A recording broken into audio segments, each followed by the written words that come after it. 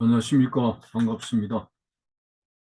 9월 6일 화요일 새벽 말씀 되겠습니다. 성경 본문 말씀은 누가복음 8장 8절 한 절을 읽어드립니다. 그러는 좋은 땅에 떨어지매 나서 100배의 결실을 하였나니라. 이 말씀을 하시고 외치시되 들을 귀 있는 자는 들을지어다. 아멘. 예수님께서 씨 뿌리는 비유의 말씀 가운데 오늘은 마지막 네 번째 마음밭 옥토를 말씀드리겠습니다. 옥토는 한마디로 좋은 밭입니다. 흙도 깊고 그리고 그 밭에는 자람을 방해하는 어떤 요소도 없습니다. 좋은 햇볕과 그리고 습기 안에서 무럭무럭 자라서 100배의 결실을 얻는 밭을 말합니다. 그렇다면 옥토와 같은 마음밭이라고 하는 것은 무엇을 말할까요? 하나님의 말씀을 아멘하여 받고 그 말씀에 감동하고 그 말씀에 감사하고 그 말씀을 생활 속에 실천해서 주님 말씀대로 100배의 결실을 얻는 그런 마음밭을 이야기하고 있습니다. 자, 그렇다면 이 옥토 같은 마음밭을 구체적으로 세 가지로 한번 생각해 보겠습니다. 첫째는 순수한 마음밭을 말합니다. 하나님 말씀을 지어보고 달아보고 분석해보고 의심해보고 그러다가는 양파 껍질을 하나하나 벗겨나가듯이 나중에는 남는 게 없습니다. 전능하신 하나님 말씀 앞에 우리는 순수한 마음으로 받아들여야지. 거기 여러 가지인데 이성적인 불순물이 들어가서 하나님 말씀을 판단하는 것은 결코 결실을 맺을 수가 없는 것입니다. 그래서 예수님께서는 어떤 때는 어린아이를 데려다 놓고 제자들에게 너희들이 어린아이와 같이 되지 아니하면 천국에 결코 들어갈 수 없다고 우리는 아이들을 머리에 뭐도 안 벗겨진 것이 뭘 안다고 하고 굉장히 네, 그들의 소견을 일축시켜 버립니다. 그렇지만은 이성 세대보다 더 우월한 존재인 어린아이들에게는 이성 세대는 거짓이 많습니다. 불순물이 많습니다. 그에 비해서는 그 영혼이 오염되지 않는 순수한 마음밭을 가지고 있다는 것입니다. 그래서 천국의 믿음의 결실을 영원히 시들지 않는 믿음의 결실을 얻기 위해서는 순전하고 순수한 마음밭을 소유한다는 것.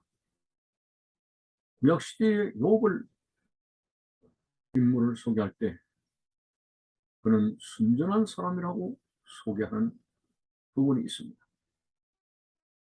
그야말로 욥은 하나님의 말씀에 조금도 틀림없이 살려고 무척 노력하는 모습이 보입니다.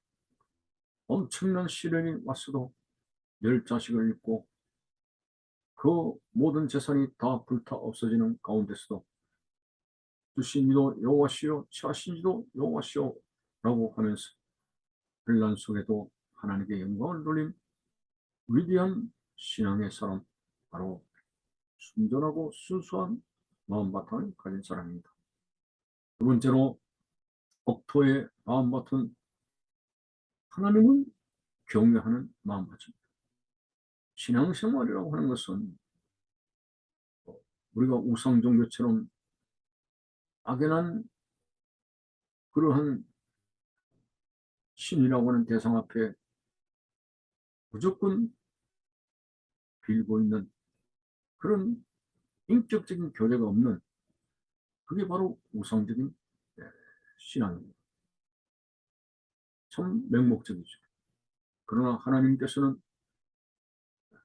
우리가 곁길로 가실 때 슬퍼하시고, 우리가 하나님을 기쁘시게 할 때 기뻐하시는 우리의 인격과 인격으로 말할 수 있는 신격을 가진, 감성을 가진 그런 하나님이십니다.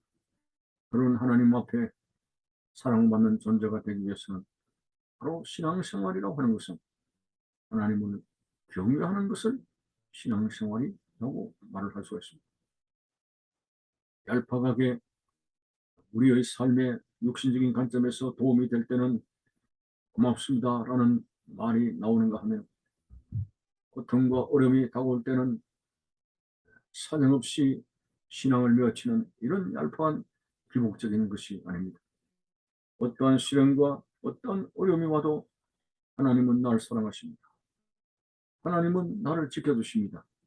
이 믿음 가지고 변함없이 하나님을 사랑할 수 있는, 이게 바로 하나님을 경외하는 복도 같은 마음밭이라고 우리는 말을 할 수 있게 되는 것입니다. 참으로 오늘 하나님을 경외하는 예수님께서 베드로에게 네가 나를 사랑하느냐 라고 묻지 않았습니까? 네가 나를 사랑하느냐? 예, 내가 주님을 사랑하는 줄을 주께서 아시지 않습니까? 그러면서 예수님은 베드로에게 내 어린 양을 먹이라, 사명을 감당하라고 했습니다. 주님의 위대한 사명을 감당할 수 있는 자는 머리가 총명한 것, 외모가 뛰어난 것 이전에 바로 예수님을 사랑하는 것, 하나님을 사랑하게 될 때 어려움도 힘든 것도 버리시고 능히 하나님을 따라갈 수 있는 믿음이 되며 결실할 수 있는 신앙이 된다는 거 우리가 잊어서는 안 되겠습니다. 참으로 신앙생활을 한다고 해서 고통이 끝나는 건 아닙니다. 교회 나간 데서 시련이 없는 게 아닙니다.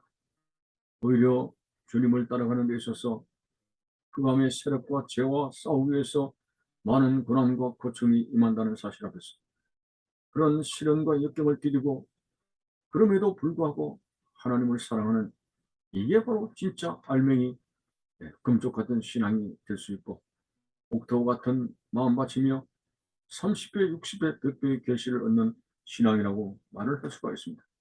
마지막 세 번째는 옥토 같은 마음밭이라고 하는 것은 실천하는 신앙을 말합니다. 말씀을 한쪽 귀로 듣고 한쪽 귀로 흘러버리는 오이독경하는 그러한 신앙의 삶에는 어떤 결실도 없습니다. 야고보 사도가 제일 우려한 것은 예수 믿는 사람이 말은 비단이다, 말은 그냥 절절절 못하는 것이 없습니다. 그래서 세상 사람들로부터 크리스찬이 예수쟁이는 말쟁이다, 그 말은 우리가 말 잘한다는 칭찬이 아닙니다. 한마디로 말만 하고 전혀 실천이 없는 사람들, 말은 거룩하라, 말은 남을 불쌍히 여기고 말은 도와주고 뭐 하면서 전혀 행동으로 가난한 자에게 도움을 주지 않고 너무나 이기적으로 살아가는 그런 위선적인 신앙생활을 하는 사람, 이게 바로 말만 하고 행동의 실천이 없는 그런 사람. 이런 사람은 실천이 없습니다. 그러나 복도 같은 마음을 가진 사람, 하나님의 말씀을 듣고 감사해서 생활 속에서 어떻게 하면 크리스찬답게 하나님 말씀대로 살아갈 것인가, 말씀대로 실천할 것인가, 이렇게 될 때에 우리를 지켜보는 많은 이방인들도 야, 예수 믿는 사람은 역시 다르는구나, 정말 진실되고 거짓되지 아니하고 정직하고 정말 사랑이 많고 왜 말씀대로 실천하는 삶이 되니까 의적으로 윤리적으로 모든 사람에게 기감이 되는 생활을 할 수가 있습니다. 그러나 요즘은 교회가 세상 사람들로부터 지탄의 대상이 되고 있습니다. 너무나 크리스찬이 그리스도의 향기를 나타내면서 살아가야 되건만 빛과 소금의 역할을 감당하고 이 세상의 어둠을 밝히는 그런 본이 되는 생활을 해야 되겠구만, 오늘 더 이상 교회는 교회의 역할을 바로 하지 못하는 어둠 속에 잠겨 있습니다. 이럴 때에 이 어둠을 떨쳐버리고 나 한 사람이라도 하나님 앞에 바로 살아야 되겠다, 말씀을 듣고 생활 속에서 실천하는 자가 되어야 되겠다. 이렇게 하는 사람이 반드시 말씀대로 30배, 60배, 100배의 결실을 얻는 신자가 될 수 있다고 하는 것입니다. 저 영국의 엘리자베스 여왕 때의 청교도들은 여왕의 박해를 받고 영국의 국교를 따르지 않는다는 이유로 결국은 신앙의 자유를 찾아서 결국은 아메리카 대륙으로 건너왔습니다. 그들은 그런 여러 가지 시련과 환란 속에도 미지의 대륙으로 건너와서 거기서 제일 먼저 하나님 앞에 예배 처소를 짓고, 그리고 우리는 하나님을 믿는 민족이다 라는 그 비전을 제시하고 나갔던 그 영국의 청교도들이 지금은 대국을 이루고 살았던 삶의 증거를 100배의 결실을 얻었던 모습을 볼 수가 있습니다. 물론 그들이 지금까지 말씀대로 바로 살아가느냐라고 질문했을 때 사실상 지금의 미국인들은 과거의 청교도의 조상들처럼 반의 반도 따라가지를 못하고 너무나 많이 세상적으로 부패하고 타락해져가는 안타까운 사실을 발견하게 됩니다. 어쨌든 오늘 우리는 농부가 씨를 뿌렸을 때 정말 결실의 계절에 많은 열매를 거두어드리는 것처럼 우리 하나님께서 우리의 신앙의 삶을 통해서 열매를 거두어드리시기를 원합니다. 오늘 30배, 60배, 100배의 결실을 얻는 신앙의 사람이 되기 위해서 어떻게 살아가야 되느냐. 하나님 앞에 순전하고 순수한 마음이 되게 해 주옵소서. 두 번째는 하나님을 어떤 경우에도 사랑할 수 있게 해주시고 세상을 사랑하는 것보다도 가장 하나님을 우선하고 하나님을 사랑할 수 있는 자가 되게 해달라는 그런 믿음을 가져야 되겠습니다. 또 하나님의 말씀을 어떤 어려움이 와도 실천할 수 있는, 생활 속에서 실천할 수 있는 진실하고 정직한 신앙이 되게 될 때 온전히 우리는 하나님 앞에 영광 돌릴 수 있고 100배의 결실을 얻는 하나님의 사람이 된다는 거 여러분들이 반드시 기억할 수 있기를 바라는 것입니다. 감사합니다.